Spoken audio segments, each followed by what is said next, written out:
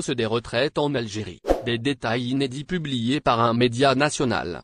Suite aux instructions du président de la République, Abdelmadjid Tebboune, concernant la hausse des pensions des retraites en Algérie, de nouveaux éléments inédits ont été récemment dévoilés au sujet de cette revalorisation par le site d'information en Nahar Online.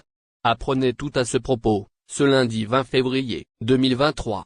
En vue d'améliorer la qualité de vie des retraités algériens, le président de la République a instauré une nouvelle mesure. Celle-ci vise alors à la revalorisation de leurs pensions prévues en ce premier trimestre de l'année 2023. Cela dit, après avoir annoncé la hausse des retraites en Algérie, de nouveaux éléments ont été révélés par un média national. Effectivement, conformément aux instructions du chef de l'État, les retraités bénéficieront dès à présent d'une augmentation des salaires. Celles-ci pouvant aller jusqu'à 20 000 dinars algériens, et toucheront 3 millions de salariés du secteur public en retraite. Ainsi, selon un média national, rapporté par En Nahar, le gouvernement algérien a prévu une réserve estimée à 149 milliards de dinars pour couvrir cette revalorisation salariale.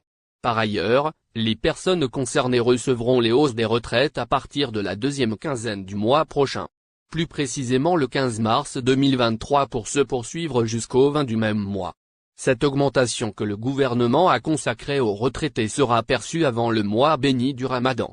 Pension de retraite revalorisée en 2023, plus de détails en effet, c'est lors du Conseil des ministres en décembre dernier que les augmentations salariales destinées aux retraités ont été discutées. Perçue en mars prochain, cette revalorisation concernera ceux dont la durée de service est inférieure à 15 ans. Cette catégorie verra sa pension atteindre les 15 000 dinars algériens. En plus de ceux ayant travaillé pendant plus de 15 ans. Leur pension se verra revue à la hausse pour atteindre les 20 000 dinars algériens. Par ailleurs, la troisième catégorie vise les retraités touchant entre 20 000 et 50 000 dinars algériens par mois. Leurs pensions toucheront alors entre 2 000 et 4 000 dinars algériens de plus. À cet effet, le président devrait augmenter les pensions pour les années 2023 et 2020. Affaire Amira Bouraoui, ce que l'on reproche aux 9 personnes présentées devant le juge.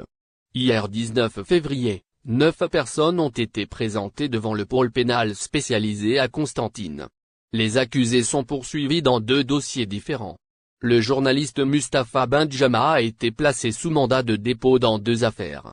Après l'exploitation du contenu du smartphone du journaliste Mustapha Benjama qui a été arrêté le 8 février dernier par la brigade de recherche relevant de la gendarmerie nationale à Annaba, plusieurs personnes ont été interpellées et présentées hier 19 février devant le pôle pénal spécialisé à Constantine. Les présentations qui ont commencé en fin de journée sont terminées dans la matinée d'aujourd'hui 20 février.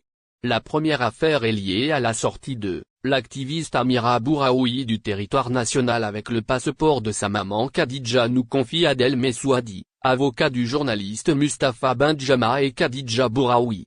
Les 5 personnes qui seraient impliquées dans ce dossier sont respectivement le journaliste Mustapha Benjama, Khadija Bouraoui, Yassine Banteib, Miassid Jamel le chauffeur du taxi qui a transporté Amira Bouraoui, depuis Annaba jusqu'à Tunis, et le fonctionnaire de police qui a validé le passage de Amira au poste des frontières avec la Tunisie Teboul dans la wilaya de El Tarf. Ces 5 personnes sont poursuivies pour association de malfaiteurs dans le but d'exécuter le crime d'immigration clandestine dans le cadre d'une organisation criminelle. Les personnes accusées dans le deuxième dossier sont Mustapha Benjama, Raouf Farah et son père Septi Faraf, Abemouintaha salarié au sein de la société Asfertrade filiale du groupe industriel Asmidal et Sofiane Berkane. Le père de Raouf Farah est poursuivi pour participation à la réception de fonds depuis l'étranger, alors que les 4 autres accusés sont poursuivis pour réception de fonds depuis l'étranger dans le but d'effectuer des actes attentatoires à l'ordre public et publication sur Internet d'informations classifiées. Dans ce dossier, même le journaliste Abderrahmane Semar, connu sous le nom de Abdou Semar, directeur du média Algérie paraît poursuivi, nous précise maître Adel Messoudi. Après les présentations devant le juge d'instruction, les accusés sont placés sous mandat de dépôt à l'exception de Khadija Bouraoui, maman de Amira, qui a été placée sous contrôle judiciaire et Sofiane Berkane qui a été libéré. Pour rappel, le journaliste Mustapha Benjama est placé sous mandat de dépôt dans les deux. L'Algérie a-t-elle vraiment suspendu les visas aux ressortissants français? La polémique enfle. Depuis l'année dernière, l'Algérie a commencé à se repositionner sur le marché mondial du tourisme, notamment en facilitant le processus d'octroi des visas. Ces derniers mois ont d'ailleurs connu plusieurs événements touristiques majeurs qui ont permis de mettre en avant les atouts touristiques de ce pays. En octobre dernier, une bonne partie du désert algérien a été classée en zone orange par le Quai d'Orsay, permettant ainsi aux touristes français de visiter le Sahara algérien en toute sécurité. Peu après, Air Algérie a annoncé la relance de sa ligne Paris-Djané, facilitant ainsi la tâche à plusieurs agences de voyage françaises. Cependant, une rumeur a circulé selon laquelle les autorités algériennes auraient décidé de suspendre l'octroi des visas touristiques aux ressortissants français.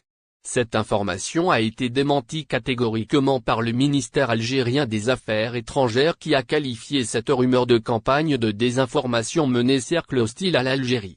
Le ministère a rappelé que les visas touristiques sont délivrés de la façon la plus normale aux ressortissants de l'ensemble des pays tiers, y compris les Français.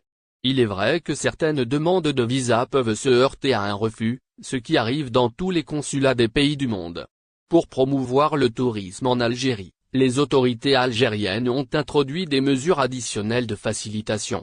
Il est ainsi possible pour les touristes étrangers désirant visiter l'une des 24 wilayas du sud du pays de bénéficier d'un visa de régularisation à l'arrivée au territoire national. Cependant, il est nécessaire de passer par une agence de voyage agréée par les autorités algériennes pour bénéficier de cette facilitation. Le ministère algérien des Affaires étrangères a précisé que les demandes de visa formulées à titre privé sont également traitées au niveau des services consulaires algériens à l'étranger, dont ceux en France, conformément à la réglementation et aux procédures en vigueur. Notons que l'Algérie dispose de nombreux atouts touristiques, notamment dans le sud du pays où se trouvent des paysages à couper le souffle, des sites archéologiques, des plages magnifiques, une gastronomie riche et diversifiée, ainsi qu'une population accueillante et chaleureuse. Les autorités algériennes ont donc raison de promouvoir le tourisme en Algérie et de faciliter la procédure d'obtention de visa. Il est important de rappeler que le tourisme peut contribuer grandement au développement économique et social d'un pays. En plus de générer des revenus, le tourisme permet de créer des emplois et de favoriser les échanges culturels entre les peuples. Il est donc essentiel que les autorités algériennes continuent de promouvoir le tourisme en Algérie et de faciliter l'accès au pays pour les touristes. Affaire Amira Bouraoui, mandat de dépôt pour plusieurs personnes. La dite affaire Amira Bouraoui ne cesse de connaître des rebondissements, la dernière en date est la présentation de plusieurs personnes dont la mère de la militante et opposante devant le juge d'instruction, à Constantine après des jours de garde à vue à Annaba. En effet, hier le dimanche 19 février 2023, 8 personnes en tout selon le Comité national de la libération des détenus, CNLD, ont été présentées devant le juge d'instruction près du tribunal criminel, pôle pénal spécialisé, de Constantine. Toujours selon la même source, le juge d'instruction près du tribunal criminel, pôle pénal spécialisé, de Constantine a décidé de placer la maman d'Amira, Khadija Bouraoui, sous contrôle judiciaire.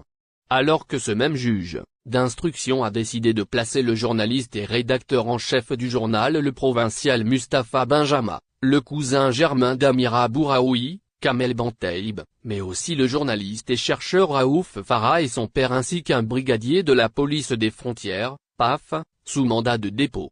D'après le CNLD, aucune nouvelle n'a filtré encore sur les autres personnes arrêtées dans le même dossier et qui ont été présentées aujourd'hui devant la même juridiction.